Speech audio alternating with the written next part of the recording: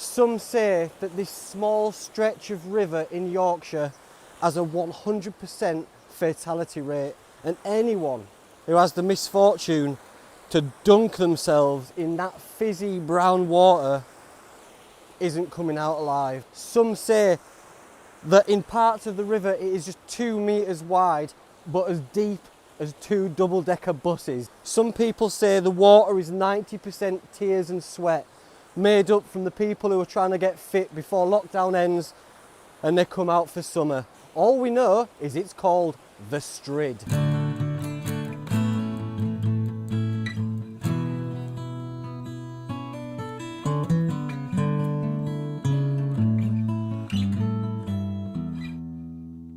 This is the Strid, a small stretch of river on the River Wharfe near Bolton Abbey. It's very fast flowing at the moment and swollen because of the recent rains we've had.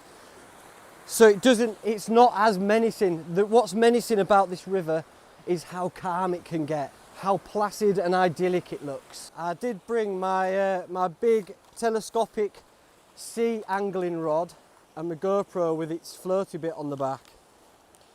And the plan was to attach the GoPro to the end of the fishing rod, come up here where it's rough and stick it in and see if we can have a look around, but it's running so fast, and because of the recent rains, all the sides slope in. It's not a sharp drop, it's pretty sloped over, so one false move and I would just slip in there.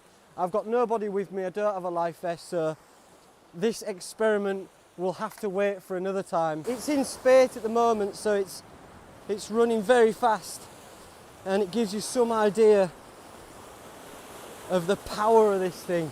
There's a lot of water and it's a wide river, as you can see. And then it narrows down to this tiny little area here. Right, don't go too near edge, mate. That's how we get logged off. There's no, don't matter if you're best spear fisherman or free diver in the world, you're done for. Because the whole river, it comes down as a normal river should, and then it is forced through this narrow channel, and what the river does is it turns on its side and it has carved out the bottom, and so some people say it's as deep as 2 double-decker buses. And this isn't where it ends. The river will be underneath me now because it's carved out so many little tunnels and caves because of the pressure on it. It's like holding your thumb over the end of a hose pipe. You know, you let go and it flows out. You restrict it and the pressure is a lot harder, a lot faster. We'll have a look at the river on a calm day. It looks so unassuming, as you can see. But what's happening is 5 foot below the surface, it is flowing very quick. So if your head's on the top and your feet are dangling down there, the river will just catch your feet and it will just suck you down under. You get little holes where stones will be washed around like in a washing machine. It'll just eat away at it. It's terrifying. There are so many bubbles here. It's frothy. It looks alive. It looks dangerous. And because of the amount of bubbles as well, that affects your buoyancy. If you've got so many bubbles around you, all that is air. So you're not as buoyant in frothy, bubbly water and lively water. That, coupled with the fact that it's a raging torrent underneath, man. There's been many lives lost to the Strid over the years. One of the most famous cases is in 1998. Barry and Lynn Collette were hiking along the wharf on the second day of their honeymoon when disaster struck and the water levels rose an estimated 5 feet in less than a minute because of heavy rains the previous night. Lynn was found 6 days later in West Yorkshire. Barry wasn't found until over a month later, 10 miles downstream. The oldest known legend of the Bolton Strid dates back to 1154 when a young man named William de Romley attempted to leap across the Strid while out on a solo hunting trip. When he missed his mark, he was swept under, never to be seen again. As the legend has it, William's mother was so grieved by the loss of her son that she donated the surrounding land to a community of Augustinian monks so that they would pray for her son's soul. Those monks went on to found the famous Bolton Abbey. This tale was immortalised by the poet William Wordsworth in his poem The Force of Prayer. This striding place is called the Strid, a name which he took of yore. 1,000 years hath it borne that name, and shall 1,000 more. And hither is young Romley come, and what may now forbid that he perhaps for the 100th time shall bound across the Strid. He sprang in glee, or what cared he that the river was strong and the rocks were steep, but the greyhound in the leash hung back and checked him in his leap. The boy is in the arms of Wharf and strangled by a merciless force, for never more was young Romley seen till he rose a lifeless corpse. I do a lot of wild swimming in random places on my channel, and I know that a lot of people see me and then feel inspired to go out and do it themselves. This is a warning that not all is what it seems. You might look at this stretch of river and think, oh, that's idyllic, I'll get in there and let it float me down. And I'd do the same. For example, there's only 2 warnings on these trees here.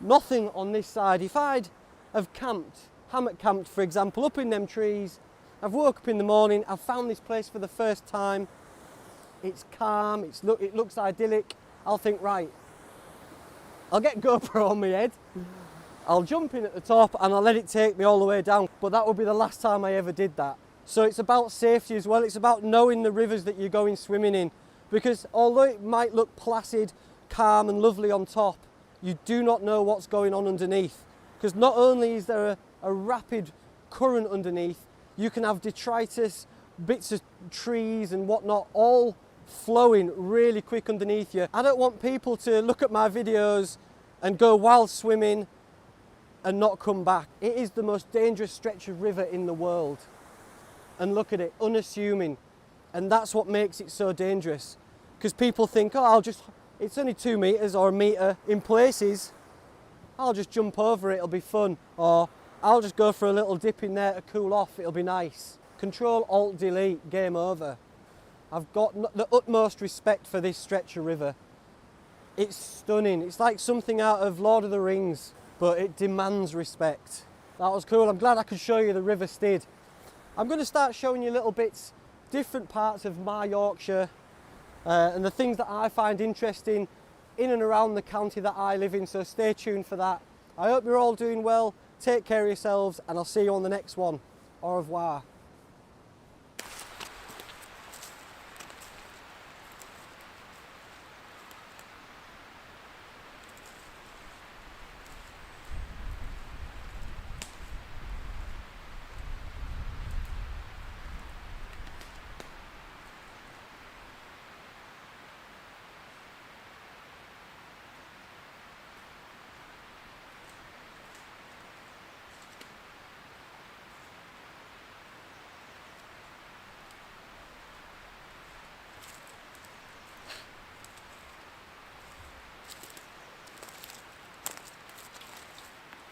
John Snowdrop.